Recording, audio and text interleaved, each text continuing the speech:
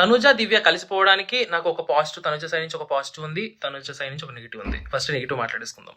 ఇప్పటి వరకు నేను ఎక్కడైతే బ్యాడ్ అయ్యానో నాగార్జున గారు కూడా చెప్పారు, పాతాళానికి వెళ్ళిపోతావు, ఒక్క మాట చాలు పాతాళానికి వెళ్ళిపోతావు, పో పో అనడం చాలా బ్యాడ్ అయిపోయానని అర్థం చేసుకుని తినతో నాకు రైవెలరీ వద్దు. తనుజ గేమ్ ప్లే స్టార్టింగ్ నుండి అంతే, ఎవరితో అయినా సరే నాకు రైవెలరీ ఉన్నా సరే, ఎవరైనా సరే నాతో గొడవ పడతారు, వాళ్ళు గొడవ పడితే నేను కొంచెం లో అవుతాను, లేదంటే నేను తట్టుకోలేను అన్న ప్రతిసారి వాళ్ళ దగ్గరికి క్లోజ్ అయిపోవడం అయితే చూసుకోండి.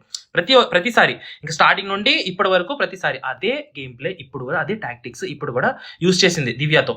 సో దివ్యతో క్లోజ్ అవ్వడానికి అదొక కారణం, నేను బ్యాడ్ అవ్వకూడదు అని చెప్పి.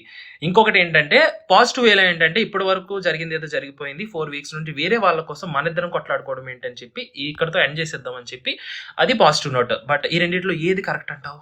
బిగ్ బాస్ నాకు టీఆర్పీ వస్తుందరా మీరిద్దరు కొట్టుకుంటే అంటే, వీళ్ళిద్దరు కలిసిపోతే ఫైనల్ గా మీరు అన్నట్టు అయింది. అడుగు Tanuja rocks, Divya shocks, and Emmanuel కూడా షాక్స్. ఇమ్మాన్యుయల్ తనుజ కొంచెం బ్యాడ్ అవుతుంది, తనుజ దివ్య ఉంటే దివ్యకి రైవల్రీ వస్తుంది అని చెప్పి దివ్యని సేవ్ చేశాడు. బట్ అదైతే వర్కౌట్ అవ్వలేదని నాకు అనిపిస్తుంది. చెప్పు, ఈ రెండిట్లో ఏది కరెక్ట్ అంటావు?